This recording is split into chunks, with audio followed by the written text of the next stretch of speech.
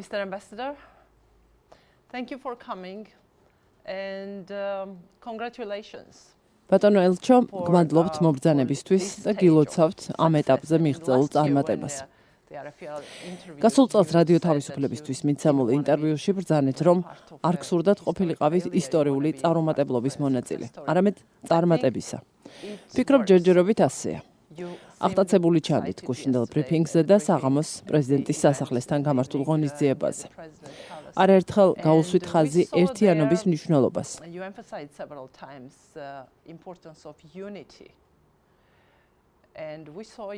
გუშინ საღამოს ვიხილეთ ევროკავშირის წევრი ქვეყნების, შეერთებული შტატების ელჩების, პრეზიდენტის, იქ შეკრებილი ადამიანების, საქართველოს მოქალაქეების, მათ შორის ზოგიერთი ოპოზიციონერის ერთიანობა.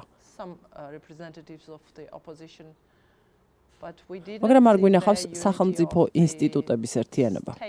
განა ეს არ იყო მნიშვნელოვანი, რას ფიქრობთ? Nino, thank you very much for having me. It's a great pleasure of ნინო, დიდი მადლობა ჩემი მოწვევისთვის. სასიამოვნოა თქვენ შეკითხვებზე პასუხების გაცემა. გმადლობთ მოლოცვისთვის. არ მგონია რომ მე უნდა მილოცავდეთ, რომ ევროკავშირს უნდა ულოცავდეთ. არამედ მე ევროკავშირის წარმომადგენელი საქართველოში უნდა ვილოცავდე ყველას რთულ პროცესში, რომელმაც შედეგები მოიტანა.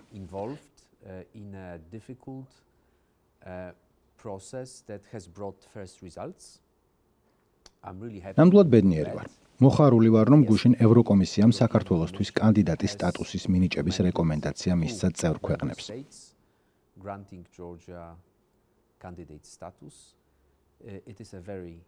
ეს ძალიან მნიშვნელოვანი გადაწყვეტილებაა.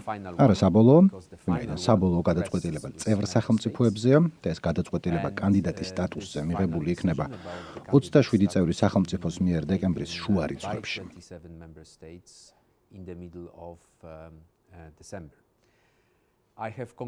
მე ყველას მიულოცავ. მთავრობას, ოპოზიციას, პარლამენტს, პრეზიდენტს, სამოქალაქო საზოგადოებას, აგრეთვე მედიას, ვინაიდან ეს იყო ერთობლივი ძალისხმევა.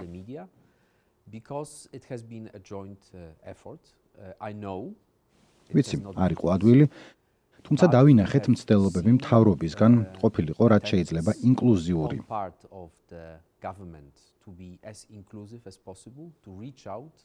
ეურთიერთა ყველა აქტორთან, ოპოზიციასთან, სამოქალაქო საზოგადოებასთან და შემიძლია ამის კონკრეტული მაგალითების მოყვანა.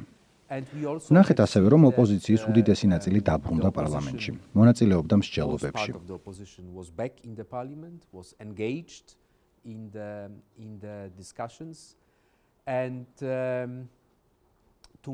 ჩემთვის ყოველთვის გამაოგნებელი იყო, რომ ყველა, ვისაც აქ ჩამოსვლის მერე ბოლო წელიწად ნახევარში შევხვედრივარ, იყო საქართველოსთვის კანდიდატის სტატუსის მინიჭების ძლიერი მომხრე.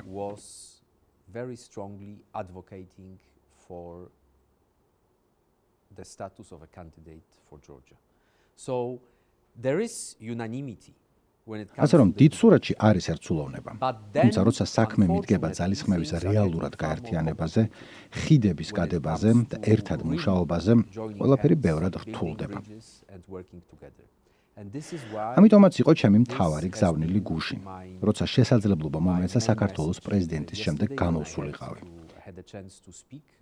Immediately after the president of Georgia. ეს ერთიანობა სრულიად აუცილებელია. ყველა სრულიად ბუნებრივი განსხვავებების მიუხედავად, როცა საქმე ეხება ნომერ პირველ პრიორიტეტს, ევროინტეგრაციას.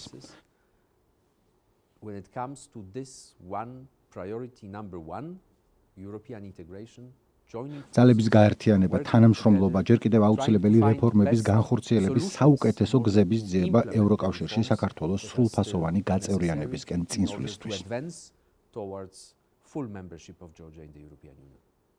დიახ, თქვენს მიერ ამის ხაზგასმა ძალიან მნიშვნელოვანი იყო.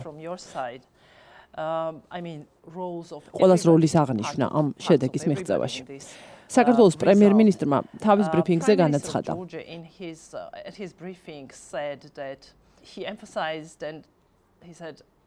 მინდა ხაზგასმით და მკაფიოდ განვაცხადა, არც პრეზიდენტს, სამწუხაროდ არც ოპოზიციას არაფერი არ გაუკეთებია ჩვენი ქვეყნის ევროინტეგრაციის გზაზე.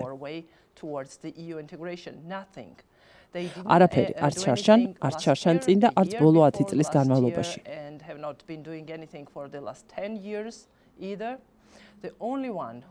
თუ ვინმემ რაიმე გააკეთა, რაიმე ხელშესახების შედეგი მოუტანა ჩვენს ხალხს, ეს არის ქართული ოცნება, ეს არის ჩვენი ხელისუფლება. მან მადლობა გადაუხადა ევროკომისიას, ჯეიკ სალივანსაც კი გაიხსენა შტატებში თავისი ბოლოდროინდელი ვიზიტი. და აგრეთვე აღნიშნა, ოპოზიციას ვუსურვებ დიდხანს დასვენებასო. He said, I wish the opposition to take a long rest. არ გთხოვთ მთავრობის კრიტიკას მესმის ელჩი ბრძანდებით და წარმოადგენთ ევროკავშირს საქართველოში. თუმცა დღემდე ევროინტეგრაცია არ არის ის, რაც აერთიანებს. ისე ჩანს, რომ ის უფრო დამყოფია პოლიტიკური ელიტისა საქართველოში, არა მოქალაქეების.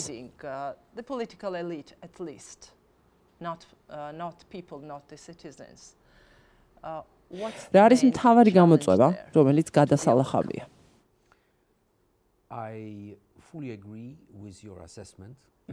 სრულიად ვიზიარებ თქვენს შეფასებას და ჩემი გამოცდილების, ჩემი მოქალაქეობის გათვალისწინებით, ეს ყოველთვის უდიდესი კითხვაა ჩემთვის.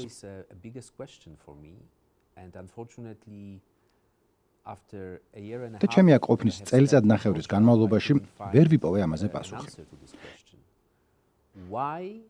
იმაზე თუ რატომ არ არის ევროკავშირში გაწევრიანების საკითხი ყველა პოლიტიკური ძალისთვის გამაერთიანებელი ფაქტორი.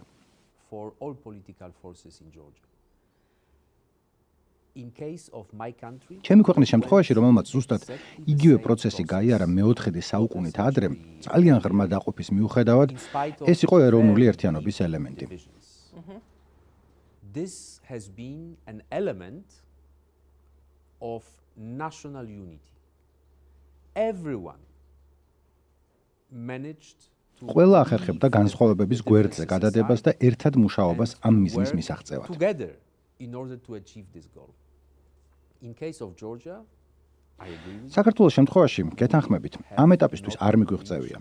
ამიტომაც დეპოლარიზაცია იყო ნომერი პირველი პრიორიტეტი 12 პრიორიტეტის ნუსხაში, რომელიც განსაზღვრა ევროკომისიამ და გასული წლის ივნისში წარმოადგინა ევროპულმა საბჭომ. 12 priorities that have been decided by the European Commission and endorsed by the European Council June last year. And this is why ამიტომაც არის, რომ კვლავ ჩამონათვალშია. ახლა უკვე 9 ნაბიჯის ნუსხაში, რომელიც გუშინ გადაწყდა. Decided yesterday, depolarization is still there. Democracy დემოკრატიას თავისი წესები აქვს. ცხადია სავსებით ბუნებრივია, რომ ადამიანებს აქვთ განსხვავებული შეხედულებები განსხვავებულ თემებზე. და ისინი წარმოაჩენენ ამ განსხვავებულობას. ზოგჯერ ჩხუბობენ კიდეც, უთანხმოებებიც აქვთ. თუმცა ამ ერთ კონკრეტულ საკითხზე უკიდურესად სასარგებლო იქნებოდა საქართველოს წინსვლისთვის joining forces and working together. ვიცი, რომ როცა ქართველები ერთიანები არიან, დიდებული რამეები ხდება. So I sincerely hope ასე რომ გულწრფელად ვიმედოვნებ, იქნება პროგრესი ამ საკითხზე.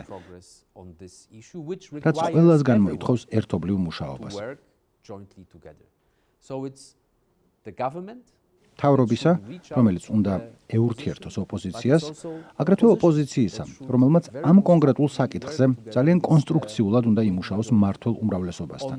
ეს არის სრულიად აუცილებელი.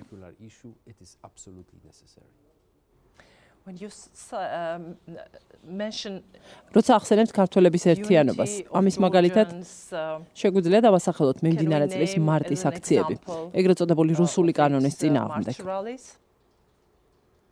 Of this year against so-called Russian law?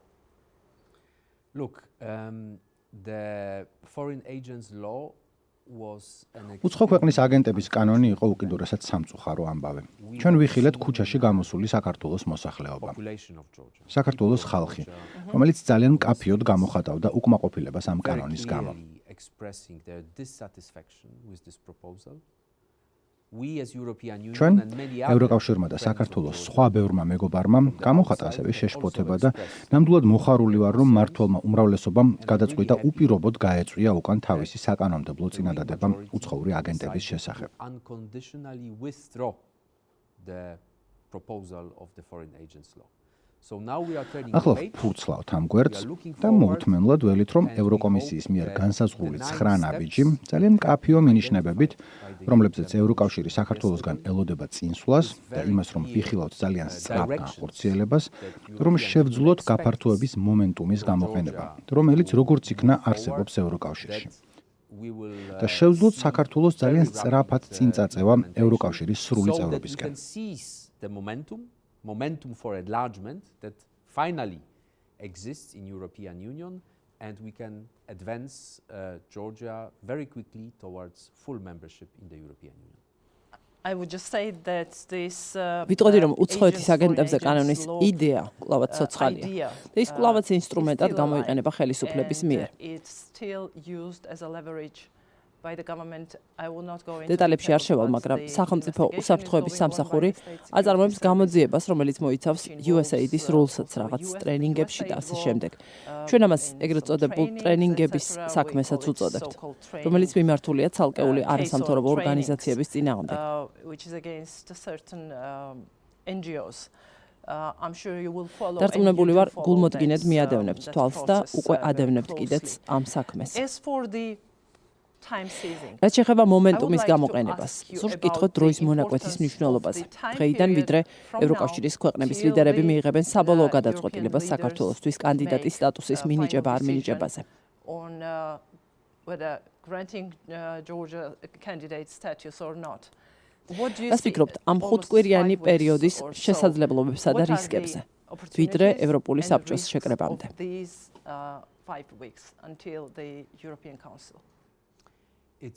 სრულიად ნათელია, რომ ყველას ესმის ევროკავშირში გადაწყვეტილების მიღების პროცესი, რომელიც უნდა ვაღიაროს ზოგჯერ საკმაოდ რთულია. Which I have to admit, sometimes it's rather complicated. What we have experienced yesterday was ის რაც გუშინ 8 ნოემბერს ვიხილეთ, იყო ევროკომისიის რეკომენდაცია 27 წევრ ქვეყანას. The 27 member states. The final decision საქართველოსთვის კანდიდატის სტატუსის მინიჭებაზე საბოლოო გადაწყვეტილებას იღებს 27 წევრი სახელმწიფო და ძალიან მნიშვნელოვანია იმის გააზრება, რომ ეს გადაწყვეტილება მიღებული იქნება ერთსულოვნად. რაც ნიშნავს, რომ საჭიროა ევროკავშირის თითოეულმა წევრმა სახელმწიფომ განაცხადოს თანახმავა. Of the European Union needs to say yes, I agree. This is a very high bar. I'm really glad and I'm really ეს ძალიან მაღალი თამასაა. მართლაც მოხარული და ბედნიერი ვარ, რომ ჩემმა უფროსებმა გასცეს დადებითი რეკომენდაცია. ეს ძლიერი ბიძგის მიმცემია. It's a big push, but თუმცა საბოლოო გადაწყვეტილება წევრ სახელმწიფოებზეა. ჩვენ გვაქვს 5 კვირა.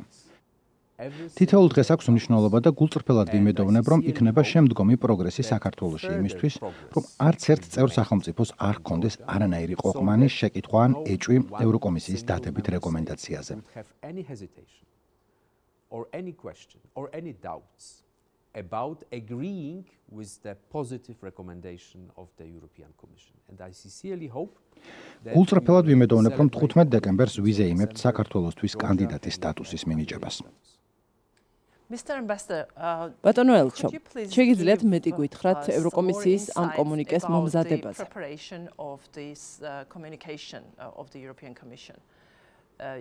სულ ახლახან იყავით ბრიუსელში და გუშინ ჩამოგზავნით, არა? დიახ. დიახ. მგონი აღნიშნეთ, რომ 2 დღით იყავით იქ. რა შეეხებოდა დოკუმენტზე მუშაობის ბოლო დღეები? შესაძლებელია ამ ინფორმაციის გაზიარება ჩვენთვის ევროკომისიაში წარმართული დისკუსიის შესახებ. საქართველოსთან მიმართებით ეს პირველად გაკეთდა. ასე რომ ეს ახალი პროცესია, თუმცა სხვა კანდიდატი ქვეყნების, თურქეთის, დასავლეთ ბალკანეთის ქვეყნების შემთხვევაში მრავალი წელია მიმდინარეობს. This has been ongoing for many years now. ზუსტად მსგავსი მიდგომაა გამოყენებული აღმოსავლეთ პარტნიორობის 3 ახალი ქვეყნის, უკრაინის, მოლდოვისა და საქართველოს მიმართ. ეს გამეორდება ყოველ წელიწადს. ანუ საქართველოს შემთხვევაში წელს ეს პირველად მოხდა და გამეორდება ყოველ წელს ევროკავშირში საქართველოს სრულ წევრობამდე. Full membership of Georgia in the European Union. ანგარიში, რომელიც ევროკომისიამ გუშინ გამოაქვეყნა, მზადდებოდა მრავალი თვის განმავლობაში. ეს არის დამსახურებაზე დაფუძნებული ანგარიში. ეს არის ზუსტი ასახვა ყველაფრისა, რაც თითოეულმა კანდიდატმა ქვეყანამ გააკეთა 30-ზე მეტ თავთან მიმართებით.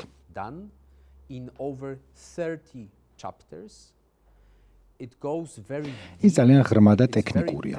გასაოცარია, რომ ამდენ სფეროში ამდენი ექსპერტი გვყავს ევროკავშირში. თქვენს მსმენელს და მკითხველს ძალიან ურჩევდი ნახონ ეს დოკუმენტი. გუშინდლიდან 8 ნოემბრიდან ის საჯაროა. 136 გვერდია ინგლისური ვერსია. არის ძალიან ღრმა და აღწერს, სად დაინახა ევროკავშირმა პროგრესი და მიღწევები, თუმცა ბევრად მნიშვნელოვანია, სად დაინახა ევროკომისიამ სფეროები, სადაც საჭიროა შემდგომი პროგრესის მიღწევა.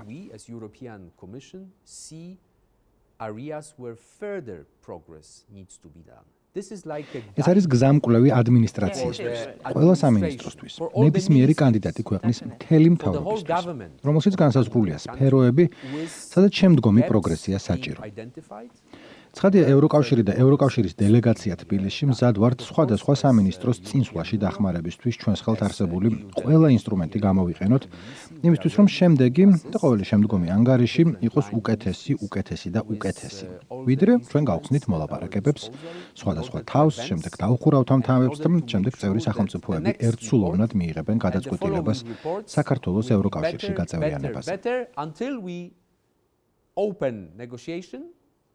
We open different chapters, we close different chapters, and then again, member states will decide by unanimity on Georgia's membership in the European Union.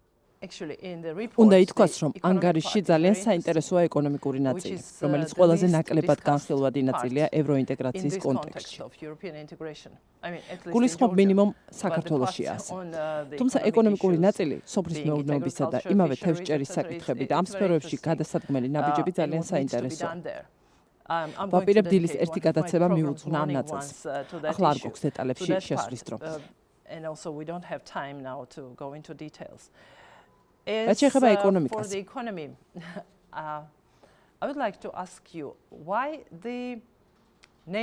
რატომ დაემატა ეროვნული ბანკი? აგრეთვე კომუნიკაციების კომისია და ცენტრალური საარჩევნო კომისია საქართველოს რეკომენდაციების ამოცანების სიას, რომ ეს ინსტიტუტები იყოს მეტად დამოუკიდებელი, მეტად მიუკერძოებელი. რა დგას ამის უკან? What's behind that? When it comes to როცა საქმე ეხება ეკონომიკის შესახებ თავებს, იმაჩნია, რომ საქართველოს შეუძლია იამაყოს აქამდე მიღწეულით. ამის შესახებ ბევრი არ გესმით, ვინაიდან ეს ყველაზე ნაკლებად პრობლემური თავებია, რომლებზეც დიდი პროგრესი გვაქვს. თუმცა მართალი ხართ, საჭიროა შემდგომი მოქმედებები.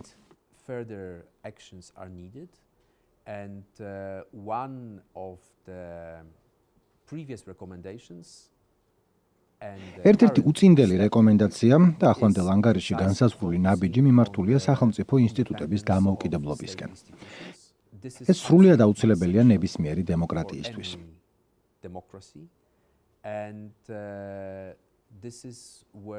და სწორედ ამ საკითხში გამოვავლინეთ კონკრეტული კითხვის ნიშნები, როცა საქმე ეხება ეროვნული ბანკის დამოუკიდებლობას, კომუნიკაციების კომისიის საკითხს. Issue of Communications Commission, I'm really happy that at the last ქართლაც ბედნიერი ვარ, რომ გაფართოებაზე ანგარიშის გამოქვეყნებამდე სულ ცოტა ხნით ადრე დიდი პროგრესი იყო მიღწეული მაუწყებლობის შესახებ კანონზე, რომელიც მისი ახლანდელი ფორმით შეესაბამება ევროპის აუდიოვიზუალური სერვისების შესახებ დირექტივის სტანდარტებს, განსაკუთრებით როცა საქმე ეხება სიძულვილის ენას და არასრულწლოვანთა დაცვას. იცით, რომ ამ კანონს კვლავაც აკრიტიკებენ სამოქალაქო საზოგადოება, მედია. დისკუსია გრძელდება. საქართველოს პარლამენტის საქმეა იმუშაოს კანონის გაუმჯობესებაზე და იმის უზრუნველყოფაზე, რომ ამ კანონის განხორციელებამ არ დაარღვიოს მედიის თავისუფლება და გამოხატვის თავისუფლება.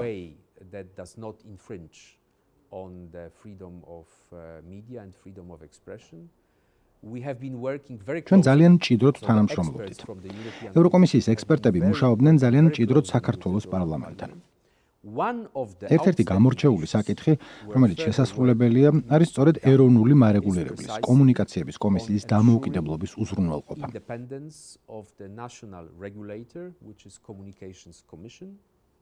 ვიცი, რომ არის ახალი ინიციატივები კომუნიკაციების კომისიის კიდევ უფრო გასაძლიერებლად. დამოუკიდებელი პროფესიონალური სახელმწიფო ინსტიტუტები და მომავალ წლის არჩევნების გათვალისწინებით ეს უკიდურესად მნიშვნელოვანია ცენტრალური საარჩევნო კომისიის შემთხვევაშიც აუცილებელია ნებისმიერი დემოკრატიისთვის, მათ შორის საქართველოსთვის.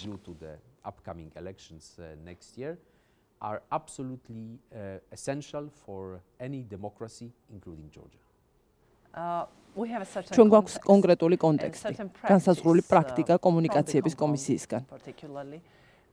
და ამით არის გაპირობებული ღელვაც, სერიოზული ღელვა კონკრეტული მედია საშუალებების წინააღმდეგ სახელმწიფო ძალაუფლების გამოყენების მიმართ. განსაკუთრებით წინა საარჩევნო პერიოდის, საარჩევნო წლის კონტექსტში. და ამიტომაც არის მნიშვნელოვანი ვიყოთ ფრთხილად იმის მიმართ, რის გამოც მედია და არასამთავრობოები ღელავენ კანონმდებლობაში ამ ცვლილებების მიმართ.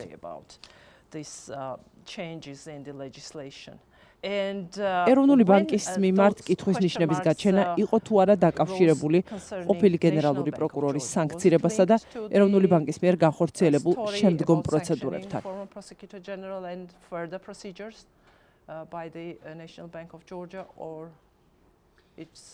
ვფიქრობ, საუკეთესოდ თქვენს შეკითხვას უპასუხებდა საერთაშორისო სავალუტო ფონდის წარმომადგენელი. ჩვენი თვალსაზრისი კი ასეთია.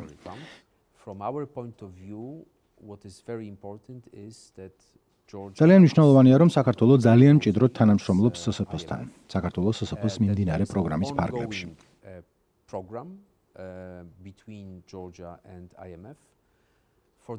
ახლა ეს პროგრამა შეჩერებულია. რამდენჯერმე შევხვდი ცენტრალური ბანკის მოქმედ მმართველს. ვიცი, რომ არის პროგრამის განახლების მცდელობები. ვიმედოვნებ, ეს მცდელობები წარმატებული იქნება.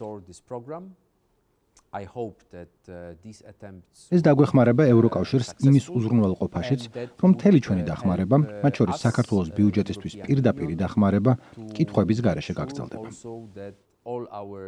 Assistance, including direct assistance to the budget of Georgia, continues without any questions. ელჩის პასუხი იყო. გმადლობთ.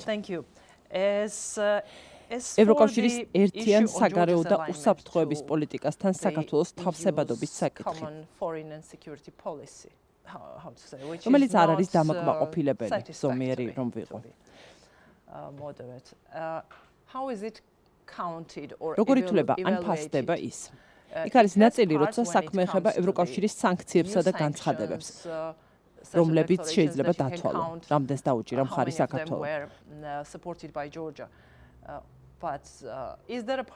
მაგრამ არის კიდევ სხვა ნაწილი, რომლის დათვლაც შეუძლებელია, მაგრამ ასევე ფასდება, მაგალითად, საქართველოს მთავრობის კომუნიკაცია, რიტორიკა. ამოცანათა ჩამონათვალში ჩვენ გვაქვს დეზინფორმაციასთან ბრძოლის ნაწილიც. და თქვენ ახსენეთ, რომ სამწუხაროდ რუსული პროპაგანდა ვრცელდება ქვეყნის შიგნით და ჩვენ კარგად ვიცნობთ ამ მხრივ ყველაზე აქტიურ და ძლიერ აქტორებს.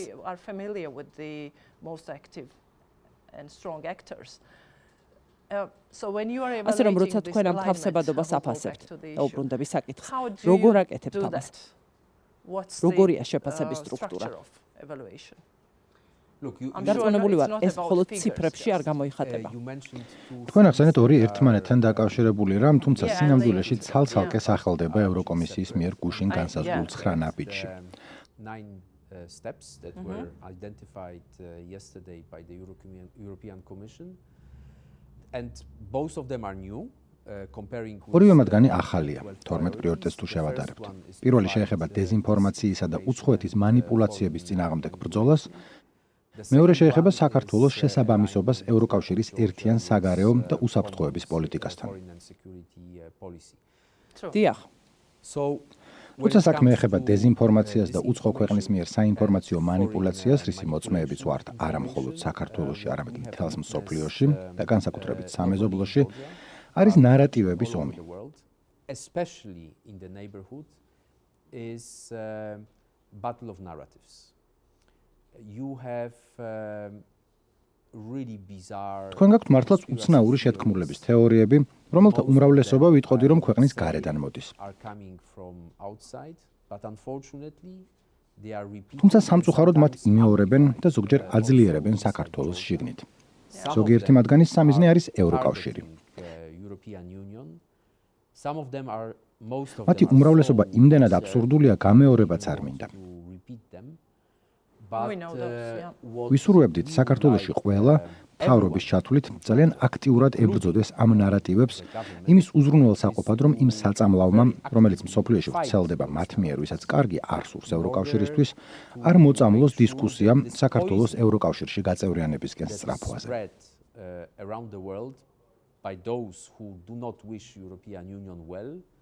Is not poisoning the discussion about Georgia's aspiration to join European Union.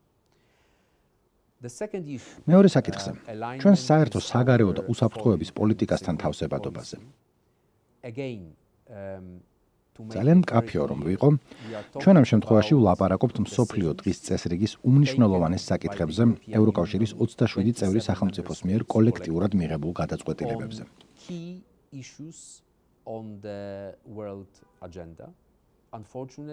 სამწუხაროდ ბოლო წლებში საქართველოს თავსებადობის კლებადი დონე აქვს, რაც ნიშნავს, რომ საქართველო არ შეუერთდა 27 წევრი სახელმწიფოს მიერ კოლექტიურად მიღებულ ჩვენს ბევრ გადაწყვეტილებას. Of our decisions taken collectively by 27 member states, Georgia didn't join. Some of it is ზოგიერთ გადაწყვეტილებაზე ეს გასაგებია და ჩვენ სრულად ვაღიარებთ საქართველოს მთავრობის ეგრეთ წოდებულ არაღიარების პოლიტიკის პრიორიტეტულობას და ძლიერ სენსიტიურობას, რომელსაც ეს პოლიტიკა მოიცავს. And a lot of sensitivities involved. But long term თუმცა გრძელ ვადაში ჩვენ გვექნებოდა მოლოდინი, რომ საქართველო, ქვეყანა, რომელსაც სურს გახდეს ევროკავშირის ერთ-ერთი სახელმწიფო, კონდეს დადებითი ტენდენცია და სულ უფრო მეტად შესაბამისობაში იყოს ერთიან პოლიტიკასთან. და სინამდვილეში ბოლო რამდენიმე კვირაში ეს ხდება კიდეც. არის თავსებადობის ხარისხის გარკვეული ზრდა. ჩემი აზრით ეს კვლავაც არადამაკმაყოფილებელია, მაგრამ დადებითი ტენდენცია მაინც არის და გულწრფელად ვიმედოვნებ, რომ კანდიდატის სტატუსისა და ჩვენსა და საქართველოს შორის უფსკრულის წლით წლობით უფრო დავიწროების კვალობაზე საქართველო ძალიან სწრაფად დაგვეწევა და ევროკავშირსა და საქართველოს შორის შესაბამისობის დონე სულ უფრო გაიზრდება. And the alignment rate between Georgia and the European Union will grow higher and higher. რამდენად მნიშვნელოვანია საქართველოს შეუერთდეს რუსეთის წინააღმდეგ ევროკავშირის მიერ დაწესებულ სანქციებს. გულისხმობ შემდეგ ეტაპზე. როგორც მესმის, ყოველი შემდეგი ეტაპი სულ უფრო რთულად შესასრულებელი იქნება საქართველოსთვის.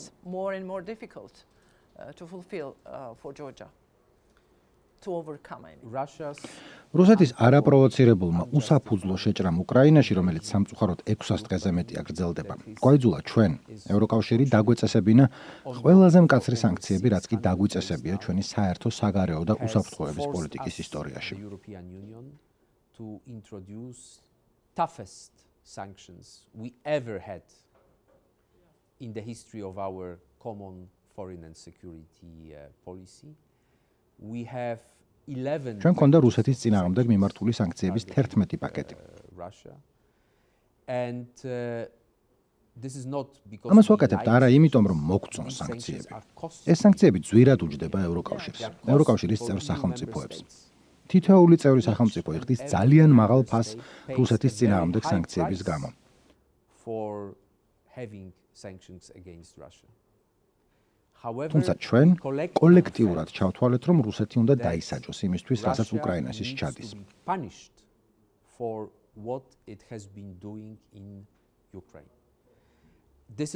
ამიტომ ჩვენი წევრი ქვეყნების ეკონომიკებისთვის მძიმე ფასის მიუხედავად გადავწყვიტეთ განგვეხორციელებინა ეს სანქციები და შემიძლია გითხრათ, რომ მიმდინარეობს მუშაობა მორიგ პაკეტზე.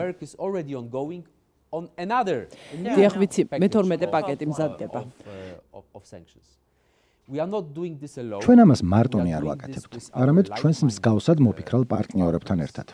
ამერიკის შეერთებული შტატების, გაერთიანებული სამეფოს ჩათვლით, დიდი შვიდეულის ფარგლებში. და ვცდილობთ ზეწოლა მოვახდინოთ რუსეთზე, რაც შეიძლება ბევრი საერთაშორისო პარტნიორის მონაწილეობით. საქართველო ერთ-ერთი მათგანია და მსურს შევაქო საქართველო მისი პოზიციის გამო საერთაშორისო ორგანიზაციებში, როცა ის ძალიან მკაფიოდ უჭერს მხარს რუსეთის იზოლაციას. Supporting isolation of Russia. I want to commend very strict სურს შევაქო ძალიან მკაცრი ფინანსური სანქციების გამო, რომელიც საქართველომ დააწესა და სურს შევაქო საქართველოს დიდი ძალისხმევა არ დაუშვას საქართველოს ტერიტორიის გამოყენებამ რუსეთის წინააღმდეგ ჩვენი სანქციების გვერდის ასავლელად. ამავდროულად, საქართველოს მთავრობამ გადაწყვიტა არ შეერთებოდა რუსეთის წინააღმდეგ ვაჭრობის სფეროში ჩვენს მიერ დაწესებულ სანქციებს. სრულად მესმის დასაბუთება. საქართველო რუსეთის მეზობელი ქვეყანაა, მისი ეკონომიკა დიდად განსხვავდება ჩვენისგან და რუსეთთან ვაჭრობა მისთვის ჯერაც ძალიან მნიშვნელოვანია.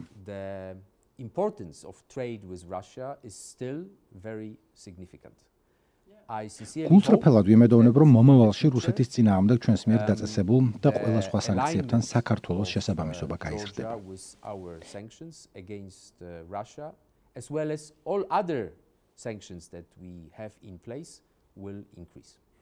ეკონომიკური სავაჭრო ურთიერთობები საქართველოსა და რუსეთს შორის სინამდვილეში ვითარდება.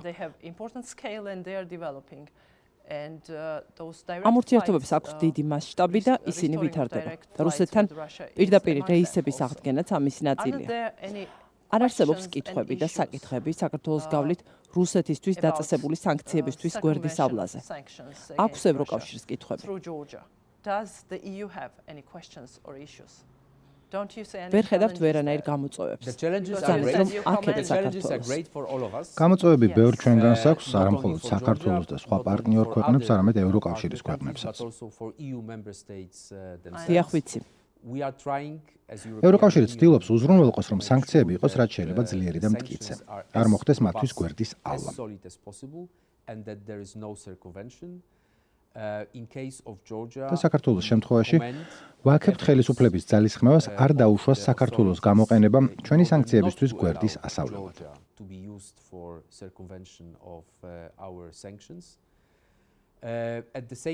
ამავდროულად, გამოვთქვამთ სინანულს პირდაპირ რეისების აღდგენაზე გადაწყვეტილების მიღების გამო. 4 დღეში რუსეთის სასტიკი არაპროვოცირებული უსაფუძვლო შეჭრიდან უკრაინაში ევროკავშირის წევრმა სახელმწიფოებმა ერთსულოვნად გადაწყვიტეს აეკრძალათ რუსეთის ყველა ავიაკომპანიის ყველა თვითმფრინავის ყველა რეისი.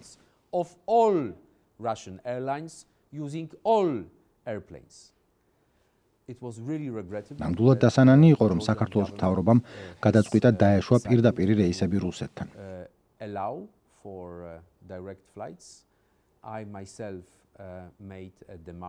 მე თბილისში მყოფი ევროკავშირის ყველა ელჩთან ერთად მოვაწყე დემარში ამ ნაბიჯის წინააღმდეგ და გულწრფელად ვიმედოვნებ, რომ ერთ დღესაც საქართველო ჩვენს საერთო უსაფრთხოების და თავდაცვის პოლიტიკასთან თანხვედრის პროცესში შესაბამისობაში მოექცევა ევროკავშირის ძალიან მკაცრ და ძალიან მკაფიო პოლიტიკასთან. რაც გულისხმობს ნებისმიერი პირდაპირ რეისის აკრძალვას ევროკავშირსა და რუსეთს შორის. ეს გადაწყვეტილებაც მიღებული იყო 27-ვე წევრი ქვეყნის მიერ ერთსულოვნად.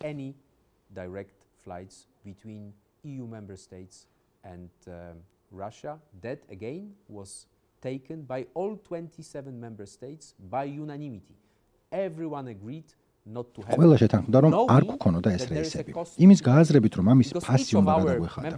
ვინაიდან ევროკავშირის წევრი ყველა ქვეყნის მოქალაქე ცხოვრობს რუსეთში და ჩვენი წევრი ბევრი სახელმწიფო სარგებლობდა რუსი ტურისტებისგან მიღებული შემოსავლებით, რომლებიც ჩამოდიოდნენ და ფულს ხარჯავდნენ. და ამის მიუხედავად ერთობლივად გადავწყვიტეთ, რომ ეს ჩვენი მორალური ვალდებულებაა, რაც შეიძლება დიდი ზეწოლა მოგვეხდინა რუსეთზე. და ერთ-ერთი ელემენტი იყო ყველა პირდაპირ რეისის აკრძალვა რუსეთთან. was to ban all direct flights with Russia. It's very interesting talking. ძალიან საინტერესო თქვენთან საუბარი, მაგრამ ვიცი ინტერვიუს ბოლოსკენ უნდა წავიდე. Somehow to the end of our interview. ჯერაც გრძელდება დისკუსია იმის თაობაზე, ევროკომისიის მიერ დადებითი რეკომენდაციის გაცემა უფრო გეოპოლიტიკური გადაწყვეტილებაა თუ უფრო საქართველოს წარმატებული რეფორმებით გაპირობებული. Is it more about Georgia succeeding on its reforms? რა იქნებოდა თქვენი კომენტარი ამაზე? დარწმუნებული ვარ, გეოპოლიტიკა მნიშვნელოვანია, მაგრამ რა წილად? ჩემთვის, თუმცა არ არის საინტერესო ჩემთვის როგორ მოჩანს. ჩემი შეკითხვა, რა წილი აქვს გეოპოლიტიკას და რა წილი აქვს საქართველოს პროგრესს რეფორმებში ქვეყნისთვის დადებითი რეკომენდაციის მიცემაში? ორი რამ არის. ვინაიდან ვიცით, ევროკომისიის თანახმად რეკომენდაციების უმრავლესობა არ შესრულებულა. საქართველოს მთავრობა აცხადებს, რომ უმრავლესობა შესრულდა. ოპოზიცია აცხადებს, რომ მთავრობას საერთოდ არ სურს ევროინტეგრაცია და ყველაფერს აკეთებს პროცესისთვის ხელის შესაშლელად. თქვენი კომენტარი რა იქნებოდა? ორი რამ არის. ერთი არის ევროკავშირის ღიაობა, მზაობა გაფართოებისთვის და ვთვლი, რომ ევროკავშირის ამ მზაობაში კარი გაუყოს და შეეგებოს ახალ წევრებს, განსაკუთრებით კი უკრაინის, მოლდოვისა და საქართველოს შემთხვევაში გეოპოლიტიკა გადამწყვეტ როლს თამაშობს.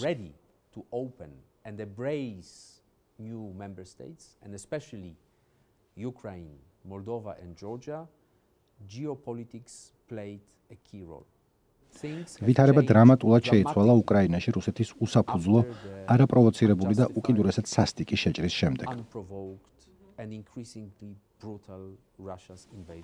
და ეს ყველას უნდა გვახსოვდეს. ევროკავშირსაც შეეხება და მე მოწმევარ იქ მრავალწლიანი დისკუსიების გაფართოების თემაზე. ეს იყო ნამდვილი გარღვევა.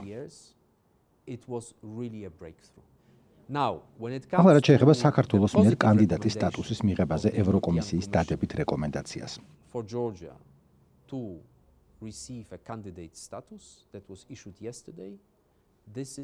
ეს არის წმინდა დამსახურებაზე დაფუძნებული შეფასება.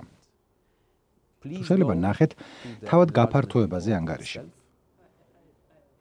ყურადღებით გაეცანით ყველა თავს. იქ ვერ ნახავთ ვერანაირ გეოპოლიტიკას.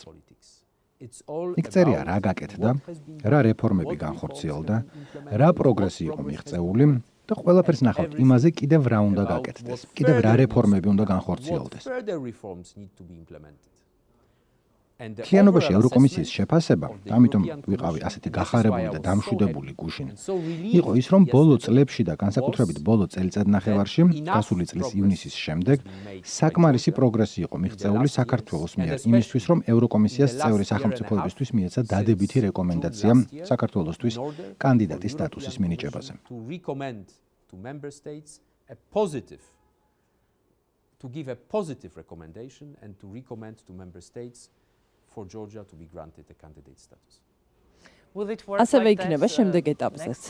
გულისხმობ იმას, რომ 12-დან 3-ის მსგავსად შესრულდება მაგალითად 9-დან 2 ამოცანა ნაბიჯი და იტყვიან საკმარისი პროგრესია.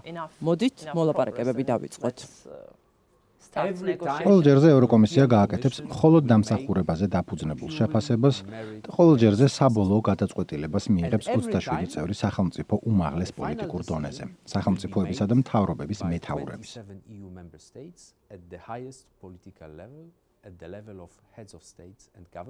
და სწორედ ამას ველოდებით 14-15 დეკემბერს და მოდით თითები გადავაჯვარედინოთ.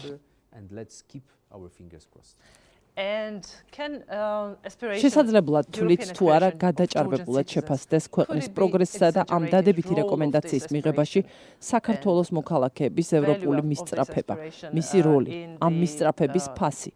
შესაძლებელია ამის გაზვიადება.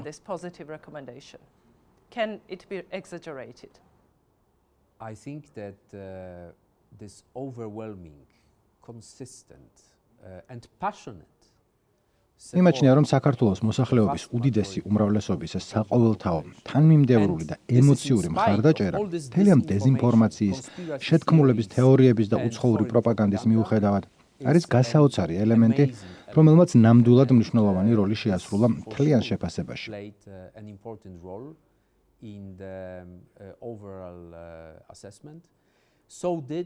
ისევე როგორც საქართველოს ძალიან კარგად მომზადებულმა, ძალიან პროფესიონალურმა ადმინისტრაციამ, ყველა იმ ექსპერტმა, რომლებიც სხვადასხვა სამინისტროში მუშაობს და რომლებმაც უზარმაზარი შრომა გასწიეს კითხვებზე პასუხების გაგზავნისას, ევროკომისიის ექსპერტებთან თანამშრომლობისას, იმის უზრუნველსაყოფად, რომ რაც შეიძლება მეტი გაკეთებულიყო პროგრესის საჩვენებლად. That as much is done as possible in order to show progress.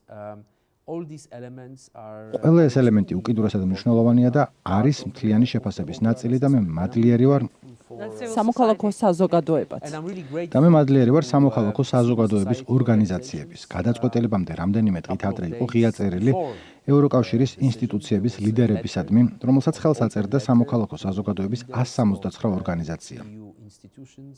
Signed by 169 civil society organizations. I'm also extremely grateful. უკიდურესად მადლობელი ვარ პარლამენტის ბევრი ქალი წევრის მიმართ, მათი წერილისთვის ევროკომისიის პრეზიდენტისადმი, რომელსაც სთხოვდნენ ძალიან მკაფიოდ საქართველოსთვის კანდიდატის სტატუსის მონიჭებას. Very clear way for Georgia to be granted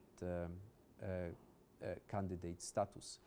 ეს ყველაფერი ემატება საქართველოს მთელი მთავრობის, პრეზიდენტის, მინისტრების დაუღალავ ძალისხმევას. პრემიერ-მინისტრი დღეს პარიზშია, საგარეო საქმეთა მინისტრი ბრიუსელში. აგრეთვე ემატება პრეზიდენტის ძალისხმევას, რომელიც დაუღალავად ეწეოდა ადვოკატირებას ბრიუსელსა და ევროპის დედაქალაქებში კანდიდატობის სტატუსისთვის. ასე რომ ეს იყო ყველას ერთობლივი ძალისხმევა. იმის მიუხედავად, რომ ზოგჯერ ყველანი, ვინც ამ პროცესში იყვნენ ჩართული, ვერაცნობიერებდნენ ერთმანეთის ცვლილს, რასაც თითოეული მათგანი დებდა საერთო ძალისხმევაში.